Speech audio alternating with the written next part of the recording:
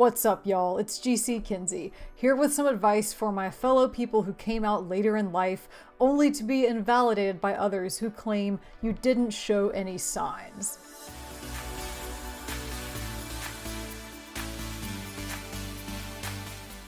Happy National Coming Out Day!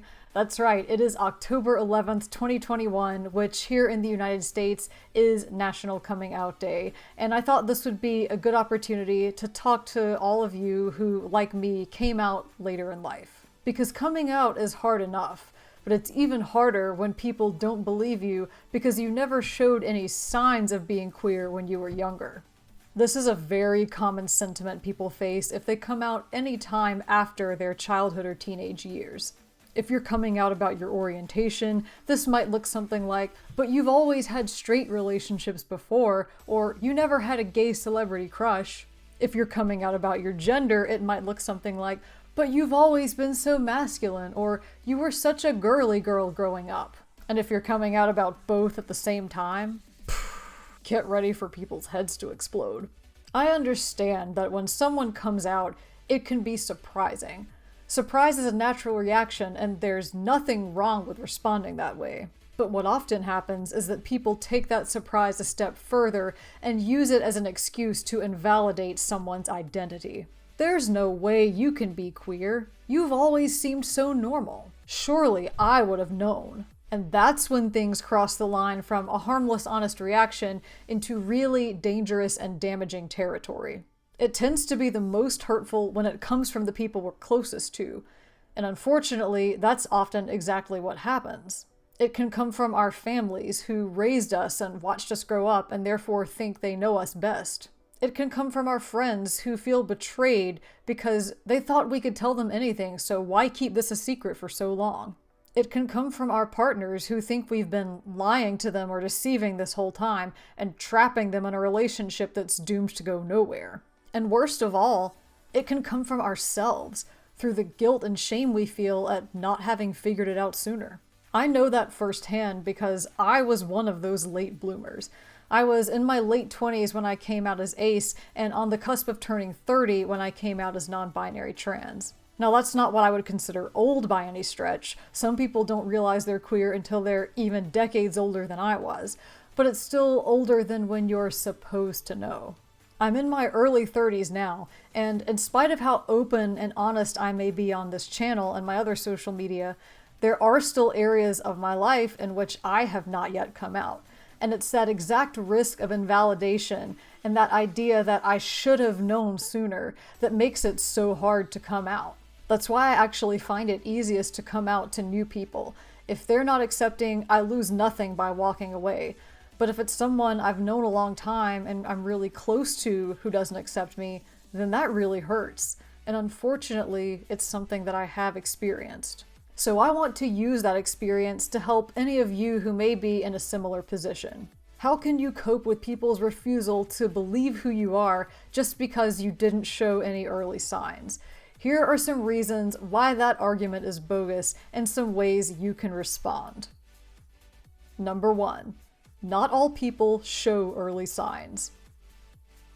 One of the most widespread queer narratives is, I've known who I was since I was a child. And I understand why that is. It makes our queerness seem more legitimate to those in power who think we shouldn't have rights. If we can make the case that this is how we were born and this is how we've always been, that makes it harder for other people to write it off as just a choice, and therefore harder for them to condemn us for it. But here's the thing. Just because queerness is a naturally occurring trait that we can't control, doesn't mean we're all aware of it from the time we're young. Sex education is severely lacking, if not non-existent, at least in the United States where I live, and probably in lots of other countries too. If we're lucky, we might be taught about puberty, reproduction, and STI prevention in school. But we don't learn about orientation and the various types of attraction, sexual, romantic, or otherwise, that contribute to it. We don't learn about gender and its many facets, including identity and expression and roles and expectations, or even the difference between gender identity and physical sex. If we do learn about puberty and reproductive anatomy, all we're taught is what's relevant to people of our own assigned sex, not the whole rest of the population, and certainly not intersex folks. We'll probably become aware of what gay and straight mean through cultural osmosis, if nothing else. And in that same vein, we might come to understand a little bit about bi and trans. We may encounter queer identities like pan, ace, aro, non-binary, etc., or we may not. But whatever exposure we do get, it's not comprehensive and not consistent. So if queerness is a big glaring hole in your education, then of course it makes sense that you might not recognize it in yourself, especially if your identity is a lesser known one. I didn't even hear the words asexual or non-binary until I was in my 20s, let alone relate to them. And when I first encountered them, they were so poorly explained in such a basic way with zero nuance that I had no idea they could even apply to me. Does that mean my asexuality or my non-binary gender identity are any less real? No, of course not. But it does mean there's no possible way I could have shown early signs. I didn't even know people like me could exist. I had to do the best I could with the information I had, which meant I spent decades thinking I was just a failure of a straight woman who had a lot of weird body image issues and hang-ups about sex that I could not fix no matter what I tried. A lot of queer folks simply don't have the words to put to our feelings, and therefore we don't show early signs because we literally can't. Another reason we might not show signs is because nothing ever caused us to question ourselves until later in life. People assume that the catalyst for questioning is puberty if it hasn't already happened sooner. Our bodies are changing, our hormones are in flux, our sexual and romantic desires are awakening, so wouldn't that be the perfect time to realize that you might be queer? Well, not necessarily. Sometimes that catalyst can come much later. It might take having a child to make you realize that your straight marriage isn't fulfilling you. It might take working in an occupation where gender roles are strictly enforced to make you aware of your own dysphoria. It might take a conversation with an out and proud queer adult to realize that something about their identity resonates with yours. Just as education is a big part of the cause of all this, it has to be part of the solution. We need sex ed that goes beyond the bare minimum and gives people the language and the foundation they need to understand themselves. And that education will also help other people be more understanding about why we didn't show any signs before we came out. Number 2, not all signs are obvious. When I came out to myself as queer, I was just as surprised as anybody else, because none of the usual signs were there. But hindsight, as they say, is 20/20. And when I look back on my younger years, I can't believe I didn't figure it out sooner. Turns out that plenty of signs were there. I just didn't recognize them as such at the time. If you want to see some examples of this, check out my other video called Untangling Femininity and Fabulosity, which I am linking. The point is, we may indeed show signs, but they may not be obvious as such. This can be especially common if your particular variety of queerness is characterized by an absence of some feeling rather than a presence of it. Let's say you're a boy and you find yourself thinking about other boys in a sexual context. That would make you pretty reasonably sure that you're gay, right? But let's say you don't have any kind of strong sexual feelings at all. Well, that could mean you're asexual, but it could also just mean you're a late bloomer. Maybe you experience other types of attraction, like romantic or sensual, that make your lack of sexual attraction less apparent. Maybe you've absorbed cultural or religious messages of purity and chastity that make your lack of sexual attraction not only seem normal, but ideal. Whatever the case may be, there's a good chance you may not recognize your lack of sexual attraction as a sign of asexuality until you're older. I know that's how it was for me. I never thought twice about my lack of attraction because I always assumed it would come at the right time with the right person. But when that time and that person came, the attraction still didn't, and then I had to rethink everything. And the same thing can happen with gender. I've always hated the way my body looked, but I had no idea that could be a sign of gender dysphoria for years. I mean, it's common to hate your body, right? Society capitalizes off of people hating their bodies so they can sell us solutions to fix us. And therefore, fat bodies, disabled bodies, bodies with unusual proportions, bodies that don't conform to Eurocentric beauty standards are all constantly shamed. So unless you're either a supermodel or living under a rock, there's a good chance you're going to grow up perpetually unhappy with your body. But how do you know whether gender is the problem? Especially if your gender falls outside the binary of man and woman like mine does. The non part of the word non-binary implies a lack of something, just like the a does in the word asexual. And just as I lacked sexual attraction, I also lacked any kind of strong gender identity as a man. So it never even crossed my mind that I might not be a woman.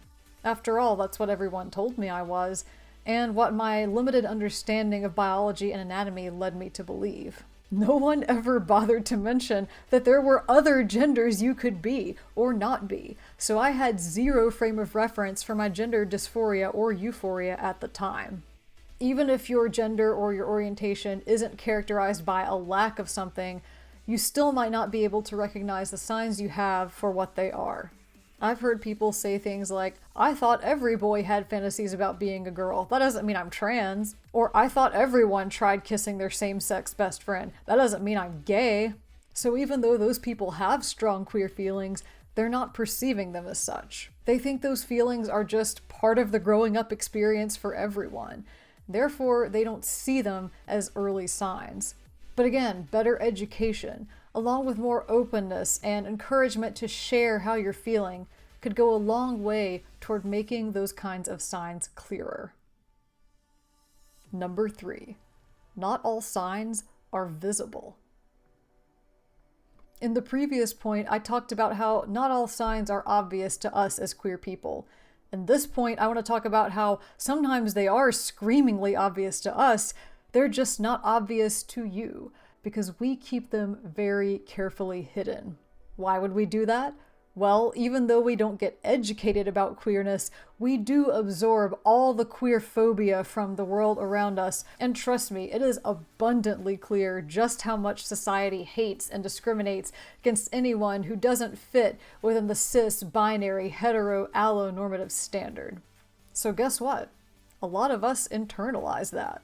We don't want to get subjected to a hate crime, or fired, or disowned by our families, or rejected by our friends or partners simply for being who we are.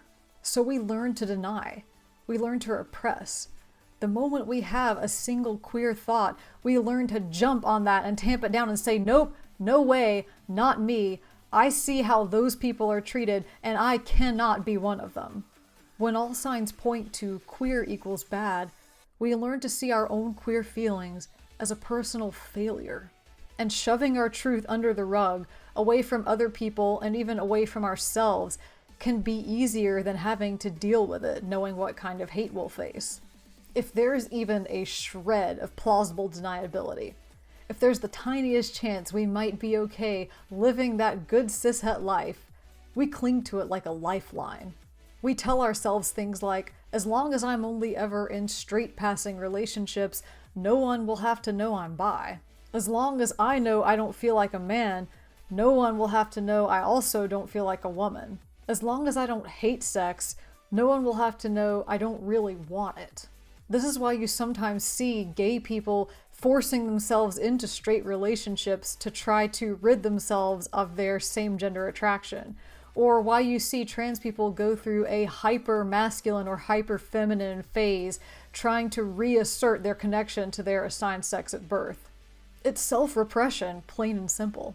And for many of us, we only bury our feelings deeper and deeper the older we get, and then when we understand what we have to lose if we come out. Are you supposed to just throw away the great life you've built and all the advantages that come with it? I mean, sure, you can live authentically if you do, but at what cost? But despite all this queer phobia around us, I think most of us are probably aware of what will happen if we try to live in the closet for the rest of our lives. Over time, we'll grow more and more miserable until we just can't take it anymore. This is why conversion therapy is so dangerous and doesn't work, by the way. It relies on this exact same kind of repression. So the next time someone comes out to you and your immediate reaction is, "But you never showed any signs," stop and think for a second about why that might be. How pervasive was the queer phobia in that person's environment when they grew up, and how pervasive is it now? What kinds of things might have pressured them into hiding their true self? What, if anything, could you have done differently to let them know you were a safe person to come out to? Just like with the first 2 points, better education is the key to resolving this problem. Education leads to understanding and therefore empathy. So in a world where we learn about queerness without all that negative bias, people will be less likely to repress their signs and more likely to be comfortable showing them to you. Before I wrap things up, I just want to say to my fellow queer siblings that it does not matter how old you are when you come out, or how many signs you did or didn't show beforehand. Coming out, both to ourselves and others, is a journey, and that journey is unique for everyone. So please don't listen to anyone who tries to invalidate you just because they are struggling to believe your truth. That is never on you. Whether you are coming out today, whether you already came out years ago, or whether you'll be coming out sometime in the future, I am here for you and I support you from the bottom of my heart. And now it's time to turn the conversation over to all of you watching. Have you ever had people react to your coming out with the argument that you never showed signs before?